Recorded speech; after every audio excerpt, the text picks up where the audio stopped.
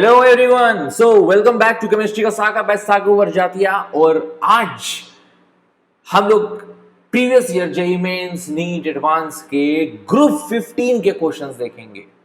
तो Sunday Sunday को आपको previous year questions JEE mains NEET advanced पे मिल सकती है। ठीक है, चलिए भैया, आज हम लोग जो कवर करने वाले हैं वो ग्रुप 15 एलिमेंट्स नाइट्रोजन फैमिली पर क्वेश्चंस होंगे।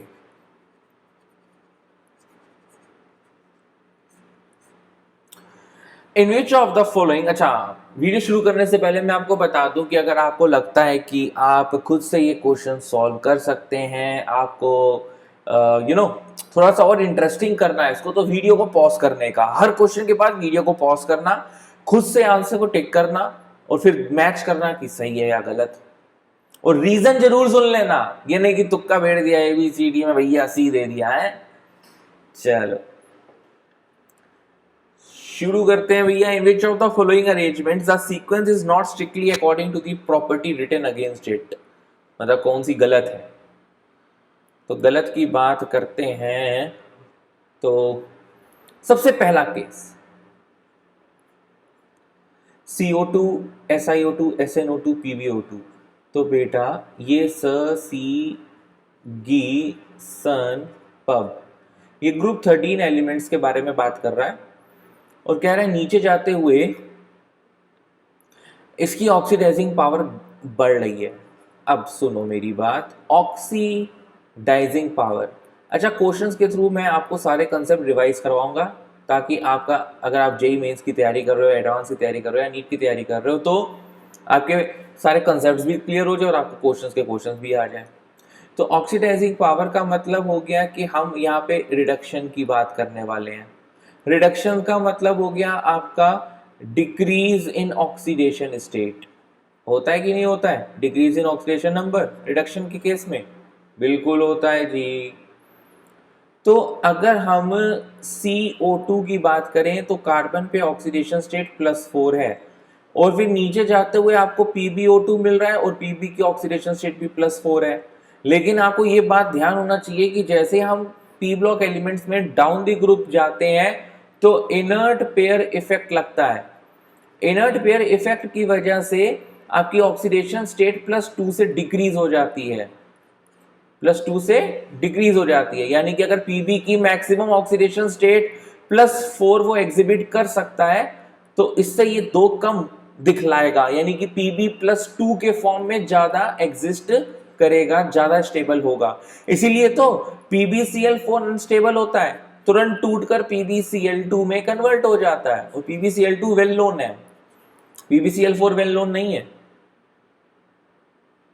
यानी कि इंक्रीजिंग ऑक्सीडाइजिंग पावर जिस हिसाब से इन्होंने ऑर्डर लिखा है बिल्कुल सही लिखा है, कोई दिक्कत की बात नहीं है। तो the first A option is right, लेकिन हमें तो गलत ढूंढना है। चलिए नेक्स्ट देखते हैं बी ऑप्शन की तरफ। तो बी ऑप्शन में कह रहा है कि डाउन द ग्रुप, देखो बेटा ये हेलोजेंस ग्रुप के लिए दिया गया है, HF HCl HBr HI। तो बच्चों ऐसा है कि डाउन द ग्रुप हमारी बॉन्ड लेंथ इंक्रीज होती है क्योंकि एटॉमिक साइज बढ़ता है। अब अगर बॉन्ड लेंथ इंक्रीज हो रही है तो बॉन्ड डिसोसिएशन एंथैल्पी क्या होगी? पता है ना, bond length is inversely proportional to bond dissociation enthalpy. तो बॉन्ड डिसोसिएशन एंथैल्पी कम होगी, यानी कि HI वाला बॉन्ड जल्दी टूट जाएगा। अगर HI वाला बॉन्ड जल्दी टूटेगा तो यहां से H+ ज्यादा अच्छे से निकलेगा, जल्दी से निकलेगा, यानी कि HI is the what strongest acid among these halogen acids. तो यानी कि डाउन द ग्रुप आपका एसिडिक स्ट्रेंथ बढ़ रहा है, इंक्रीज हो रहा है। तो ये ऑप्शन भी सही लिखा है। नेक्स्ट आता है CnH3 PH3 ASH3 SbH3 increasing basic character. देखो बच्चों ये हो गया आपका आंसर।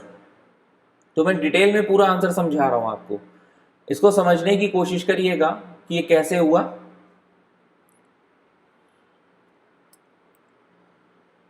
तो अगर मैं NH3 की और लास्ट SbH3 की बात करूं, ये रहा आपका NH3, ये रहा आपका SbH3। तो जैसे जैसे हम लोग नीचे जाते हैं down the group in the group 15 element, ये हमारे एलिमेंट्स हैं, तो हमारा एटॉमिक साइज बढ़ता है। जैसे एटॉमिक साइज बढ़ेगा तो availability for the lone pair decreases, क्योंकि वो लोन पेयर डीलोकलाइज होने लगेगा बड़े साइज में। ये देखिए, ये जैसे अगर नाइट्रोजन है, ये नाइट्रोजन के ऊपर लोन पेयर है, नीचे जाते हुए आपको एसबी या बिस्मिथ मिल रहा है, तो उनके साइज इतने बड़े हुए और उनका यहाँ लोन पेयर इस तरह से ऐसे डीलोकलाइज्ड है, मतलब इधर उधर घूम रहा है, इतना बड़ा उसको सरफेस एरिया कवर अप करना पड़ रहा है। तो भैया अच्छा लुईस बेस कौन होता है? जो लोन पेयर जल्द से जल्द अवेलेबल करा सके, और वो किस केस में दिख रहा है आपको? नाइट्रोजन के केस में दिख रहा है। Down the group basic strength decrease हो जाएगी because of the unavailability of the lone pair of electrons. तो अगर आप ये देख रहे हो कि यहाँ पे इंक्रीजिंग बेसिक स्ट्रेंथ लिखा है, यानी कि SbHc यहाँ पे सबसे ज्यादा बेसिक है, तो ये गलत बात लिखी है इन लोगों ने। तो option C will be the answer. फिर भी हम लोग क्या करेंगे, हम लोग एक बार डी ऑप्शन की तरफ नजर जरूर घुमाएंगे अपनी। देखो बच्चों, सेकंड ग्रुप सेकंड पीरियड के एलिमेंट्स क्या है? ली, बे, बक, नॉफ और नी। तो यहां से यहां जब हम सेकंड पीरियड में जाते हैं तो एटॉमिक साइज हमारा डिक्रीज करता है, आयनाइजेशन एंथैल्पी हमारी इंक्रीज करती है। इसके चलते अगर हम देखें तो आयनाइजेशन एंथैल्पी का जो कंसेप्ट होगा वो ऐसे फॉलो अप करेगा, यानी कि BCNO ये। लेकिन हमें दिया क्या है? BCON। वो इसलिए दिया है क्योंकि ऑक्सीजन और नाइट्रोजन के केस में एक्सेप्शनल केस आता है। एक्सेप्शनल केस क्यों आता है? क्योंकि नाइट्रोजन जो होता है आपका हाफ फिल्ड होता है। नाइट्रोजन की अगर हम वो देखें electronic configuration, that is 1s2 2s2 2p3, और अगर हम ऑक्सीजन की देखें तो वो है 1s2 2s2 2p4। तो बेटा 2p3 में से इलेक्ट्रॉन निकालने में हालत खराब हो जाएगी, 2p4 में आप इलेक्ट्रॉन आसानी से निकाल सकते हैं। तो although oxygen is having the less atomic size as compare to nitrogen, but the factor that nitrogen is having the symmetrical और द स्टेबल और the half filled electronic configuration will overcome this factor, and thus nitrogen will be having the more ionization enthalpy as compared to oxygen। तो ये भी बात सही लिखी है, तो ले दे के ऑप्शन आपका सी है। ठीक है, तो एकदम मजा आ रहा है आपको? डिटेल में आपको हर चीज में रिवाइज करवाने वाला हूं, हर चीज। तो एक एक क्वेश्चन में काफी अच्छे से टाइम लगेगा। चलिए नेक्स्ट क्वेश्चन में प्रोसीड करते हैं। Which of the following statement is wrong? तो nitrogen can not form d pi p pi bond. तो मेरे हिसाब से ये स्टेटमेंट तो भैया बिल्कुल सही है, 100% सही है। क्यों? क्योंकि नाइट्रोजन के पास वैकेंट डी ऑर्बिटल नहीं होता। नाइट्रोजन आपका सेकंड पीरियड में होता है, सेकंड पीरियड में 2d एग्जिस्ट नहीं करता, और 2d जब एग्जिस्ट नहीं करेगा तो D pi p pi bond तो बना ही नहीं पाएगा। तो nitrogen can not form d pi p pi bond. Single nitrogen bond is weaker then the single PP bond. Okay, ये वाला स्टेटमेंट भी सही है। सुनिएगा क्या कह रहा है। नाइट्रोजन छोटा, बगल में ये नाइट्रोजन भी छोटा, फास्फोरस बड़ा, फास्फोरस बड़ा। तो नाइट्रोजन के जो ये लोन पेयर हैं, इनका एटॉमिक साइज इतना छोटा होता है कि जब ये लोग करीब में आपस में एक सिग्मा बॉन्ड बना लेते हैं तो इन दोनों लोन पेयर्स के बीच में, इस वाले नाइट्रोजन और इस वाले नाइट्रोजन के बीच में जो लोन पेयर्स है ना सराउंडिंग कर रहे हैं, ये बहुत तकड़ा सा फोर्स ऑफ रिपल्जन क्रिएट करते हैं। Force of repulsion, inter electronic force of repulsion to be more specific. इस inter electronic force of repulsion की वजह से बच्चों नाइट्रोजन दूर दूर भाग जाएंगे एक दूसरे से, इतने दूर दूर भाग जाएंगे कि फास्फोरस से भी ज्यादा इनकी बॉन्ड लेंथ हो जाएगी। और जब फास्फोरस सिंगल बॉन्ड से इनकी बॉन्ड लेंथ ज्यादा हो जाएगी तो बेटा अगर बॉन्ड लेंथ बड़ी है तो बॉन्ड डिसोसिएशन एंथैल्पी एकदम लुल, यानी कि नाइट्रोजन की बॉन्ड डिसोसिएशन एंथैल्पी कम होती है। अच्छा, ये केस आप लोग याद रख सकते हैं, ग्रुप 15, ग्रुप 16, ग्रुप 17, तीनों केसेस में। अब आप सोचेंगे ऑक्सीजन की भी जो बॉन्ड लेंथ होती है ना सिंगल बॉन्ड, वो वीक होती है SS से। सिमिलरली फ्लोरीन की लो बॉन्ड डिसोसिएशन एंथैल्पी होती है क्लोरीन से, क्योंकि जो सबसे पहला एटम होता है ग्रुप का उसका एटॉमिक साइज बहुत छोटा होता है। तो जब वो पहली बार अपने दूसरे वाले एटम के साथ सिग्मा बॉन्ड बनाते हैं, वो लोग इतने करीब होते हैं कि उनके आसपास वाले जो लोन पेयर होते हैं that will gives the inter electronic force of repulsion. ठीक है, ये वर्ड याद रखिएगा कि शायद वहां पे पेन सही से नहीं चला। This is the inter electronic force of repulsion. Okay, तो नेक्स्ट है N2O4 has to resonating structures. तो ये अगर आपने पढ़ा होगा तो आपको पता होगा कि ये N2O4 का जो स्ट्रक्चर होता है वो कुछ इस तरीके से होता है। इसके रेजोनेटिंग स्ट्रक्चर आप इस तरह से भी बना सकते हैं इसको।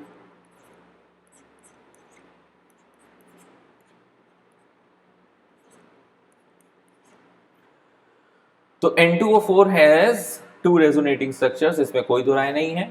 नेक्स्ट हम बात कर लें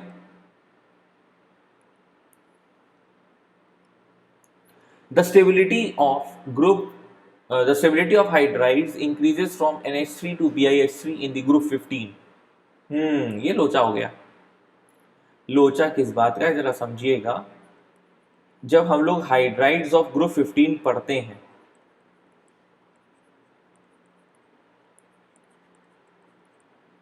ये रहे हाइड्राइड्स ऑफ ग्रुप 15। तो बच्चों चूंकि एटॉमिक साइज आपका डाउन द ग्रुप इंक्रीज हो रहा है, बॉन्ड लेंथ भी इंक्रीज हो रही है, बॉन्ड डिसोसिएशन एंथैल्पी बीडी कम हो रही है, यानी कि NH बॉन्ड छोटा है, इसको तोड़ने में ज्यादा शक्ति लगेगी। लेकिन BiH3 में BiH बॉन्ड बहुत बड़ा है, इसको तोड़ने में बहुत कम शक्ति लगेगी, यानी कि बॉन्ड डिसोसिएशन एंथैल्पी कम हो रही है डाउन द ग्रुप जाने में, यानी कि थर्मल स्टेबिलिटी डिक्रीज हो रही है। ये स्टेबल नहीं है BiH3 में, BiH बॉन्ड बिल्कुल भी स्टेबल नहीं है, आसानी से हीट देंगे और आसानी से टूट जाएगा।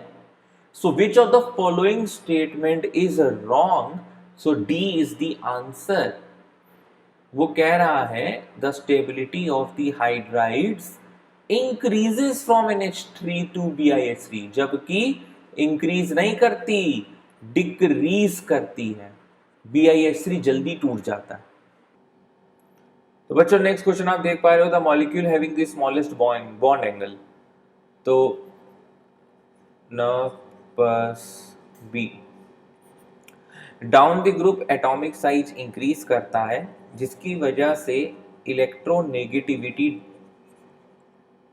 क्या होती है, डिक्रीज होती है। और बॉन्ड एंगल से रिलेटेड एक बात हमेशा याद रखना कि bond angle is directly proportional to the electronegativity of the central atom.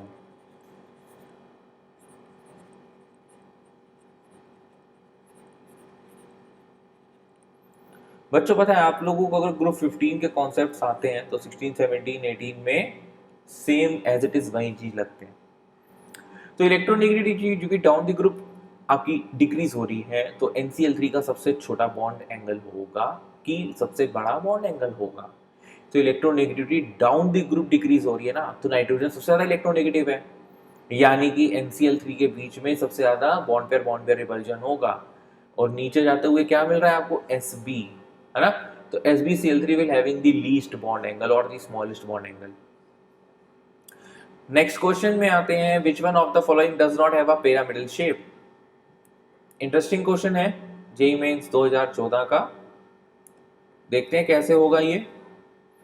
Pyramidal shape तो समझते हो ना, जैसे अमोनिया की होती है। भाई अगर हम पिरामिडल शेप की बात करें तो पिरामिडल शेप हमारे दिमाग में सबसे पहले NH3 ही आता है, ये होता है पिरामिडल शेप।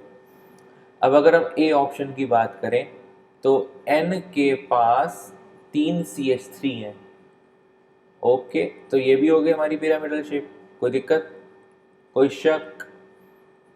बी की बात करें तो नाइट्रोजन के आउटर मोस्ट शेल में 5 इलेक्ट्रॉन होते हैं। अब बस फर्क इतना है कि कार्बन के नीचे सिलिकॉन होता है, तो CH3 ना होकर हमारे पास SiH3 हो जाएगा। सी ऑप्शन की बात करें, फॉस्फोरस नाइट्रोजन के नीचे होता है, लेकिन भैया होते तो 5 ही इलेक्ट्रॉन है, तो जैसे NCH3 था वैसे PCH3 है। डी की बात करें तो फिर से P पर एक लोन पेयर SiH3। ये क्या सर, ये तो अलग ही गजब ढा दिया आपने। गजब ये ढा दिया कि सारी की शेप्स हमें पिरामिडल ही दिखाई दे रही हैं, कोई भी ऐसा दिख नहीं रहा कि जो पिरामिडल ना हो। ये कैसे हो गया? तो गौर करो, एक कंसेप्ट होता है बैक बॉन्डिंग। क्या होता है? Back bonding.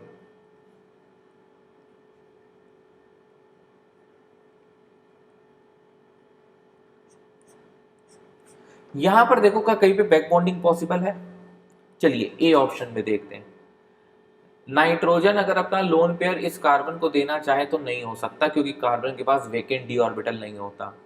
बी में देखें, नाइट्रोजन अपना लोन पेयर इस सिलिकॉन को देना चाहे तो बिल्कुल संभव है, क्योंकि सिलिकॉन आपका थर्ड पीरियड में है और आसानी से अगर ये लोन पेयर डीलोकलाइज्ड हो गया तो इसकी शेप हो जाएगी प्लेनर। ये आया ऊंट पहाड़ के नीचे। ये देखिए बच्चों, जब partial double bond character N और SI के बीच में आ जाएगा तो इस तरीके से काम होगा, ट्राइगोनल प्लेनर शेप बनेगी और डबल बॉन्ड करेक्टर होगा सबके बीच में, यानी कि B will be the answer. This will be not having the pyramidal shape, it will be having the planar shape, trigonal planar. C में भी बैक बॉन्डिंग नहीं हो सकती थी क्योंकि कार्बन है और कार्बन के पास वेकेंट डी ऑर्बिटल नहीं है, SI के पास वेकेंट डी ऑर्बिटल है। अब यहाँ पे बच्चा थोड़ा सा कंफ्यूज हो सकता है जब वो डी ऑप्शन को देखेगा, वो कहेगा सर यहाँ पे तो सिलिकॉन है और यहाँ का लोन पेयर आ सकता है, नहीं आ सकता। इफेक्टिव बैक बॉन्डिंग तब होती है जब सेकंड पीरियड का एलिमेंट थर्ड पीरियड के एलिमेंट पे इलेक्ट्रॉन डेंसिटी फेंके। होता क्या है, जैसे ही आप डाउन दी ग्रुप जाते हैं, भाई नाइट्रोजन के बाद आपका फॉस्फोरस आता है ना, नाइट्रोजन के नीचे फॉस्फोरस है, तो डाउन दी ग्रुप जाते हैं एटॉमिक साइज बढ़ता है, एटॉमिक साइज बढ़ता है, तो ये मैंने अभी भी समझाया था कि लोन पेयर डीलोकलाइज होने लगता है, over the particular area concentrated नहीं रह पाता, जिसकी वजह से अब लोन पेयर एक इफेक्टिव बैक बॉन्डिंग नहीं दिखा पाता। तो effective back bonding is seen in the case of B option, not in the D option. Moving on to the next question, the best reducing agent. Okay, तो reducing agent का मतलब होता है जो ऑक्सीडेशन दिखा सके।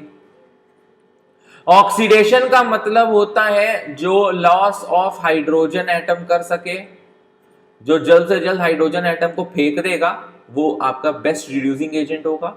हाइड्रोजन एटम को फेंक देने का मतलब यह है कि उसकी जो बॉन्ड डिसोसिएशन एंथैल्पी है वो सबसे कम होनी चाहिए। अभी हम ये पढ़कर आ रहे हैं कि NH3 से नीचे जब जाएंगे SbH3 की तरफ तो हमारा बॉन्ड लेंथ बढ़ता है, बॉन्ड डिसोसिएशन एंथैल्पी घटता है, यानी कि SbH जल्द से जल्द अपना बॉन्ड फेंक देगा। SbH का बॉन्ड तोड़ना बड़ा आसान है, यानी कि it is the best reducing agent among these four option. ठीक है, ओके बच्चों, तो ये रहा आपका नेक्स्ट क्वेश्चन कि नाइट्रोजन NCl3 बनाता है लेकिन फॉस्फोरस PCl3 और PCl5 दोनों बना लेता है। यार सीधी सीधी बात है कि नाइट्रोजन के पास वेकेंट डी ऑर्बिटल नहीं होता, फॉस्फोरस का वेकेंट डी ऑर्बिटल होता है, इसीलिए एक्साइटेड स्टेट में वो काम PCl5 का बना लेता है। भाई फॉस्फोरस क्या है, डिटेल में समझ लीजिए, 3s2 3p3, आउटर मोस्ट में 3s2 3p3 होते हैं। ओवरलैपिंग करते समय हाफ फिल्ड एटॉमिक ऑर्बिटल होने चाहिए, तो ये तीन जो है ये PCl3 बना लेंगे। और मान लीजिए हमने फॉस्फोरस को यहाँ पे एक्साइट कर दिया, ये जो फॉस्फोरस की इलेक्ट्रॉनिक कॉन्फ़िगरेशन थी ये ग्राउंड स्टेट में थी, और अब हम इसको अगर एक्साइटेड स्टेट में लेकर जाते हैं तो एक इलेक्ट्रॉन 3s का उछल कर चला जाएगा D में। ठीक है, ये 3D है, ये 3p है।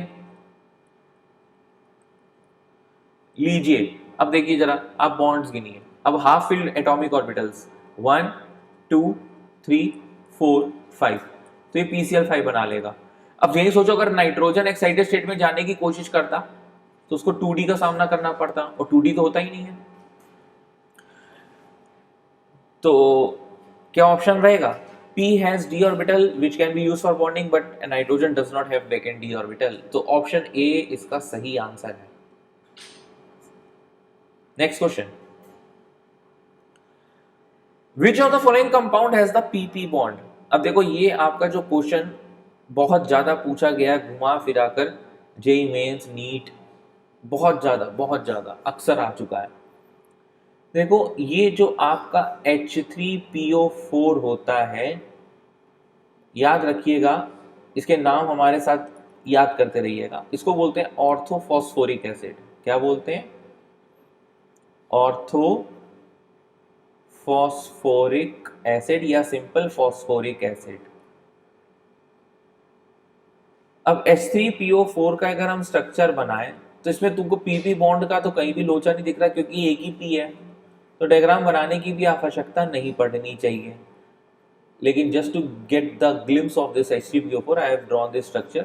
बी ऑप्शन की बात करें तो H4P2O6 इसको बोलते हैं हाइपोफॉस्फोरिक एसिड। क्या बोलते हैं? Hypophosphoric acid. इसका स्ट्रक्चर H4P2O6 बनाने का ये सिंपल आइडिया है कि इसको सिमेट्रिकल बनाओ। सिमेट्रिकल कैसे बन सकता है? देखो, जितने भी ऑक्सो एसिड्स उसमें P डबल बॉन्ड होएगा ही होएगा, उसमें P सिंगल बॉन्ड OH होएगा ही होएगा। अब हम ऐसा कर सकते हैं कि अगर हमको 4 हाइड्रोजन की जरूरत है तो 2 इधर दे दें और 2 OH इधर दे दें। तो yes, this B is having the PP bond, तो इसका आंसर B होगा। चलो H4P2O7 का भी लोचा समझ लेते हैं। H4P2O7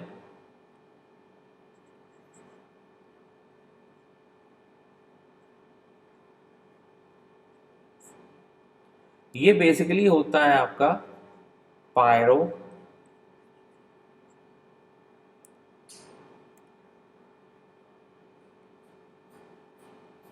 pyrophosphoric acid.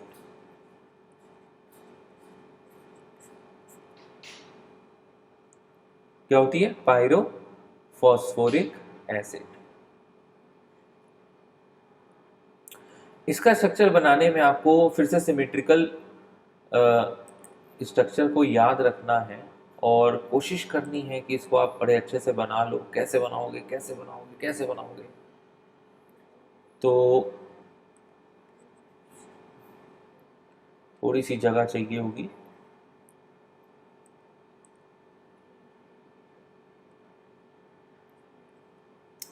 POP, इसके अंदर POP बॉन्ड होता है, बाकी वही स्ट्रक्चर होगा जो आपने ऊपर H4P2O6 के लिए बनाया।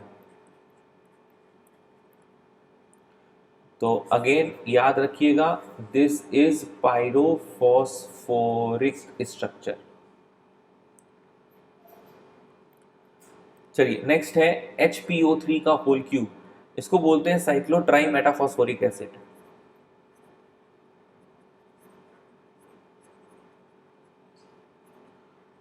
या कभी कभार सिंपल मेटाफॉस्फोरिक एसिड लिखकर भी आ जाता है। इसके स्ट्रक्चर में साइक्लिक रिंग होती है, PO PO PO, मतलब ऑल्टरनेट में जैसे बेंजीन में आप लोग सिंगल डबल बॉन्ड रखते हैं, यहाँ पे POP बॉन्ड है और हर फॉस्फोरस पे एक P डबल बॉन्ड है और एक OH है, एक P डबल बॉन्ड है, एक OH है, एक P डबल बॉन्ड है, एक OH है। तो कहने का मतलब ये था, इस क्वेश्चन के थ्रू मैं आपको सारे ऑक्सी एसिड्स का नाम के साथ स्ट्रक्चर्स का रिवीजन करवाना चाहता था। तो H4P2O6 hypophosphoric acid is having the PP bond and this is the answer. Moving on to the next question. The number of POP bonds in cyclic metaphosphoric acid is, अरे यार अभी देखो cyclic metaphosphoric acid बना कर आ रहे हैं, number of POP bond गिन लो इसमें जरा यार, दोबारा क्या मेहनत करा रहे हो। ये POP एक बॉन्ड हो गया, ये POP दूसरा बॉन्ड हो गया, ये POP तीसरा बॉन्ड हो गया, टोटल भैया 3 है। आंसर को 3 मार्क करो और आगे की तरफ बढ़ो। तो देखो इस तरह से भी क्वेश्चन पूछा जा सकता है, स्ट्रक्चर ना पूछ के जबरदस्ती वो आपसे क्या कहेगा कि हमको POP बॉन्ड बता दो कितने हैं। Which acid on heating produces phosphine? तो भैया फॉस्फीन ये बहुत ही उम्दा रिएक्शन है, डिस्प्रोपोर्शनेशन रिएक्शन। किसकी है डिस्प्रोपोर्शनेशन रिएक्शन? ऑर्थोफॉस्फोरस एसिड की, H3PO3 या फॉस्फोरस एसिड की। तो इसका ऑप्शन बी है। इसमें क्या होता है, जरा फॉस्फोरस की आप ऑक्सीडेशन स्टेट निकालिए, +3 आएगी, यहाँ पे इसकी -3 आएगी और यहाँ पे इसकी +5 आएगी। तो ये डिसप्रोपोर्शनेशन रिएक्शन का एग्जाम्पल है, और इसको हीट करने पर आपको देखो क्या मिल रहा है, फॉस्फीन। चलिए नेक्स्ट क्वेश्चन आते हैं। Which of the following is the tetrabasic acid. Tetrabasic acid का मतलब 4 OH होने चाहिए। तो देखो कुछ एसिड्स के नाम तो अभी हम लोग सीख कर आ रहे हैं पीछे, जैसे मेटाफॉस्फोरिक एसिड था, तो मेटाफॉस्फोरिक एसिड में जरा एक बार देख लेते हैं पीछे स्ट्रक्चर्स में जाके, कितने OH हैं, 1 2 3, तो ये तो भैया ट्राई बेसिक एसिड है, टेट्रा नहीं। तो orthophosphoric acid sir, orthophosphoric acid तो यार H3PO3 H3PO4 है, इसमें भी नहीं है, इसमें भी ट्राई बेसिक एसिड है। ये देखो ये स्ट्रक्चर बनाया था ऑर्थोफॉस्फोरिक एसिड का, ये रहा स्ट्रक्चर, ये भी ट्राई बेसिक एसिड है। हाइपोफॉस्फोरिक और हाइपोफॉस्फोरस, ओके, हाइपोफॉस्फोरस का मतलब होता है H3PO2, सवाल ही नहीं उठता। H3PO2 का स्ट्रक्चर हो गया तुम्हारा ये तो सिर्फ मोनोबेसिक एसिड है। तो हाइपोफॉस्फोरिक एसिड ले देकर आपका आंसर बचा है। तो हाइपोफॉस्फोरिक एसिड अभी हम लोगों ने स्ट्रक्चर बनाया था H4P2O6, देखो 1 ये 2 ये 3 ये 4। तो बेसिसिटी बेसिकली देखी जाती है कितने OH बॉन्ड है, इस बात का हमेशा ध्यान रखना। क्या ध्यान रखोगे कि अगर कभी भी आपसे कोई बेसिसिटी पर सवाल पूछता है तो यानी कि उसके पास जितने OH बॉन्ड है उसके हिसाब से उसकी बेसिसिटी होगी। तो हाइपोफॉस्फोरिक एसिड के अंदर 4 OH बॉन्ड है तो इसकी बेसिसिटी टेट्राबेसिक है, यानी कि ये मोस्ट एसिडिक होगा इन चारों में से। और लीस्ट एसिडिक कौन होगा, ये हाइपोफॉस्फोरस, क्योंकि इसके पास एक ही OH बॉन्ड है। तो इसका आंसर ये रहा। Species in which the nitrogen atom is in a state of sp hybridization is, so the answer for this question is particularly a B option।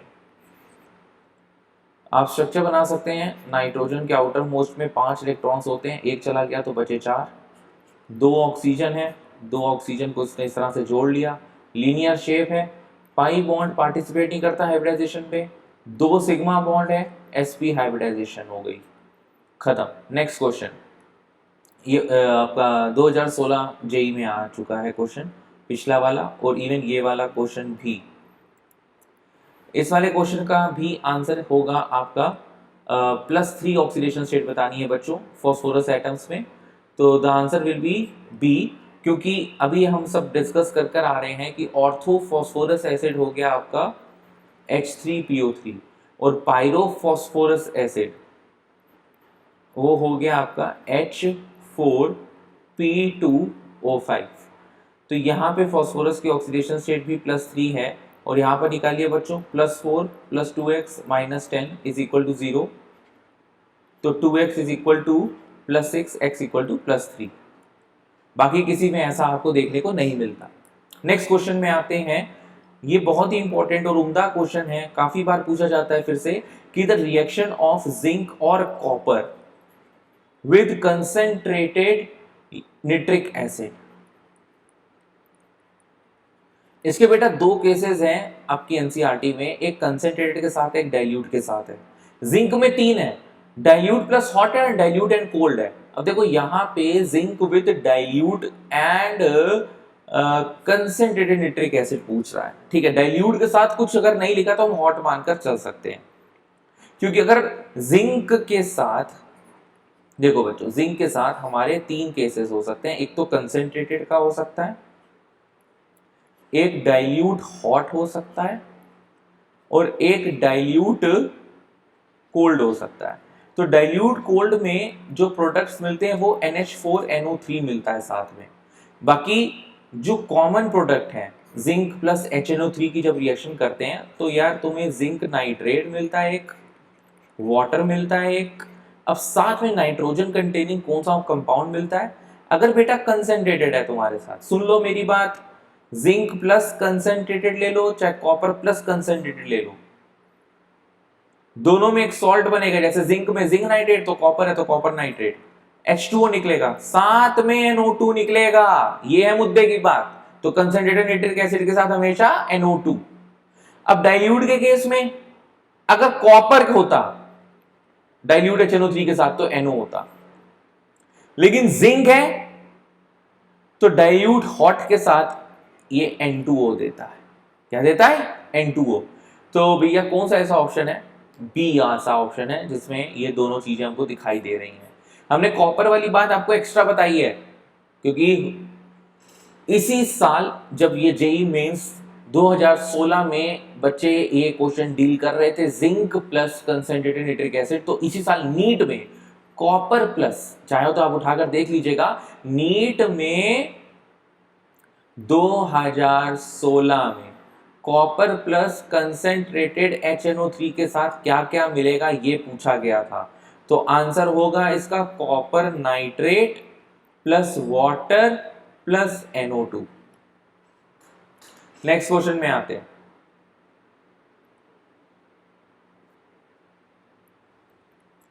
Question को रीड कर लीजिए, वीडियो पॉज कर लीजिए और आराम से इसका आंसर दीजिए बच्चों, आराम से। Which of the following is true? So the option is for group 15 elements the stability of +5 oxidation state decreases। Decrease होती है, ये इंक्रीज लिखा है, असलियत में क्या होता है? डिक्रीज होता है। क्यों होता है? Reason inert pair effect. इसको कभी भूलना नहीं अपने जीवन में। इनर्ट पेयर इफेक्ट बहुत ज्यादा इंपॉर्टेंट है बच्चों, बहुत ज्यादा इंपॉर्टेंट है। और कमेंट बॉक्स में कमेंट करके जरूर बताइएगा कि ये वीडियो कैसी लग रही है आपको। Elements of group 16 have lower ionization values compared to group 15।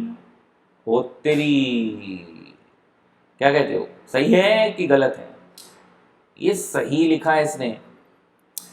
हमने आपको एक और क्वेश्चन में बात समझाई है, नाइट्रोजन और ऑक्सीजन। नाइट्रोजन ग्रुप 15 है, ऑक्सीजन ग्रुप 16 है। ऑक्सीजन की होनी चाहिए थी आयनाइजेशन एंथैल्पी की वैल्यू ज्यादा, लेकिन नाइट्रोजन की ज्यादा होती है, ऑक्सीजन की कम होती है। तो यानी कि group 16 have lower IE values as compare to group 15 because जो ग्रुप 15 में एलिमेंट्स होते हैं उनके पास half fill stable electronic configuration होती है।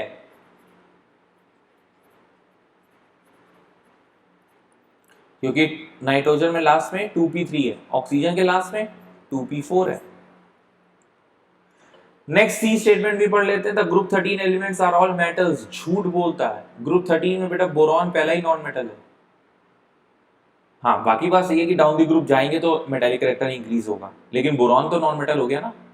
All the elements in group 17 are gases. ना ना ना, I2 Br2 इनका क्या?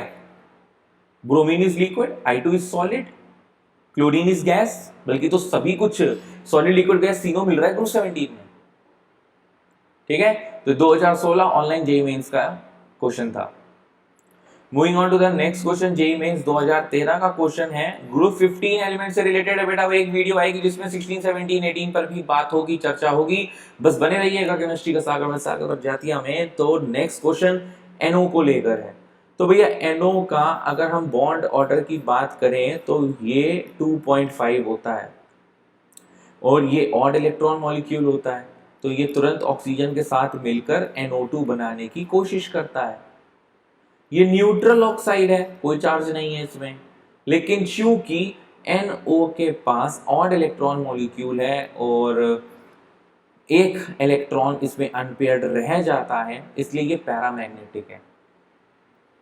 तो it is a neutral oxide, कोई दिक्कत नहीं। It combines with oxygen to form nitrogen dioxide, ये भी सही। It has a bond order of 2.5, ये भी सही। लेकिन it is diamagnetic, no, it is paramagnetic in nature. Next question, JEE mains 2014। The stability of the hydrides. ये सब बातें भी हम लोग पढ़कर आ रहे हैं कि N2O4 के पास 2 रेजोनेटिंग स्ट्रक्चर्स होते हैं।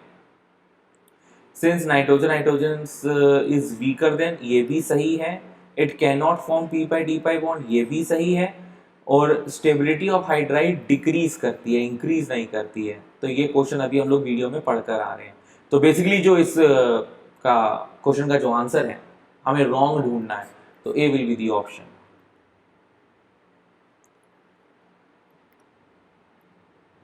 चलिए नेक्स्ट क्वेश्चन है असर्शन रीजन पर बेस्ड, जेईई मेंस 2015 का क्वेश्चन। कि nitrogen and oxygen are the main components in the atmosphere. Okay, very good. N2 और O2 की बात कर रहा है कि N2 और O2 कंपोनेंट्स ऑफ एटमॉस्फेयर हैं, लेकिन उसके बावजूद ये रिएक्ट करके ऑक्साइड्स नहीं बना पाते, क्योंकि यार N2 में 3 बॉन्ड है, 2 नाइट्रोजन एटम के बीच में ट्रिपल बॉन्ड है और 2 ऑक्सीजन एटम्स के बीच में डबल बॉन्ड है। तो दोनों को तोड़ना बहुत मुश्किल है कि आपस में वो रिएक्ट करके N2O या NO2 या NO बना सके। तो इसके लिए तुम्हें हाई टेम्परेचर चाहिए, जो कि स्टेटमेंट 2 है, यानी कि A is the option. Both assertion and reason are correct and the reason is the correct explanation for the assertion. तो आई होप बच्चों आपको इस वीडियो के द्वारा आपके ग्रुप 15 एलिमेंट्स की काफी पुरानी बातें आपके दिमाग में ताजा हो गई होंगी। बने रहिएगा केमिस्ट्री का सागर with Sagar Varjatia, boom, with the next video. और हाँ, लाइक शेयर एंड सब्सक्राइब जरूर करिएगा।